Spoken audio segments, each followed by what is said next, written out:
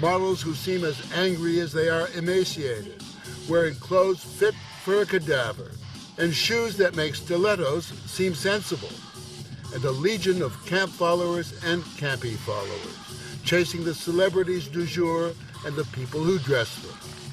You come here to be inspired, you come here to see the best of the best, and one just wants to rush back and put it in the pages of the magazine and translate it as fast as you can to the reader. It's a planet where Wintour feels comfortably at home, where she acts as cheerleader, power broker, and consultant. What bores you? Mediocrity. If you see a collection that you feel the designer has been lazy or taking inspiration from other designers, it doesn't so much as bore me as anger me. Neither Vogue nor Anna will openly criticize designers. She just omits them from the magazine. Death by anonymity. The kind of power that makes designers like Karl Lagerfeld, who this season favors the Dracula look, sing her praises. She is the most famous fashion journalist in the world. She says what she thinks. That's why some people think sometimes she is a little tough, but I like tough people and I like tough women. She has to give a cold image to keep things going.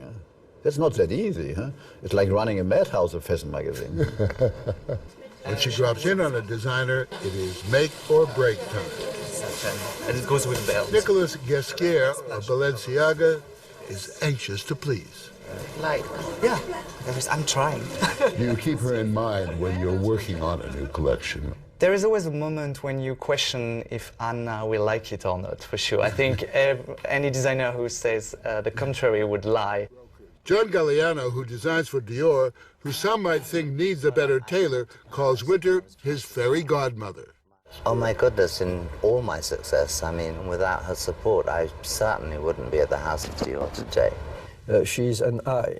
To have an eye is key. Bernard Arnault, who has a better tailor and owns Dior, is the chairman of LVMH, the largest luxury conglomerate in the world.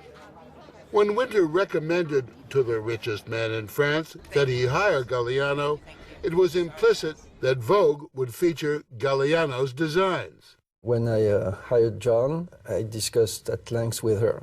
Obviously, at the time, it was a risk because he was not as well known as he is today, but I was comforted by Anna about what he could do, and finally I took the risk. That gives you a remarkable kind of power, much more power than any mere editor-in-chief of a magazine normally has. Well, we can advise, Morley. We can't dictate, and obviously in the end those gentlemen are very capable of making up their own minds. But they have the remarkable habit of going along with your ideas. Well, we can only point them in that direction. She does even more. She helps choose the next generation of designers. For example, this young man, Alexander Wang. So what do you have to show us? It's a mutually beneficial relationship that gives Vogue an inside track on the next hot designer. And how much is that one, Alexander? This one retails for $1,200. That's very reasonable. Reasonable, perhaps, if you happen to have a $200,000 clothing allowance.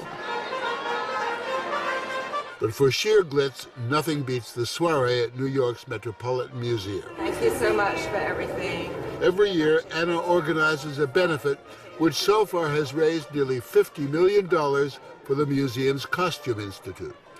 When Anna calls, the fashion houses are only too eager to cough up as much as $250,000 a table. She don't believe in shooting stars. This year, there's a certain nervous splendor to this recession procession. Nevertheless, the want-to-be-seen show up in hordes. Tonight, the rag trade rules. A night to flaunt it, whatever it is. Anna in total control, despite the rumors that in these really thin economic times, and after 20 years on the throne, her days may be numbered. Are you thinking that it may soon be time to pack it all in? Not at all. I mean, to me, that this is a really interesting time to be in this position, and I think it would be, in a way, irresponsible not to put my best foot forward and to lead us into a different time. Do you see out there in these outer offices some young upstart quietly taking the measures of this office? Probably several. But when the time comes, will you go quietly? Certainly, very quietly.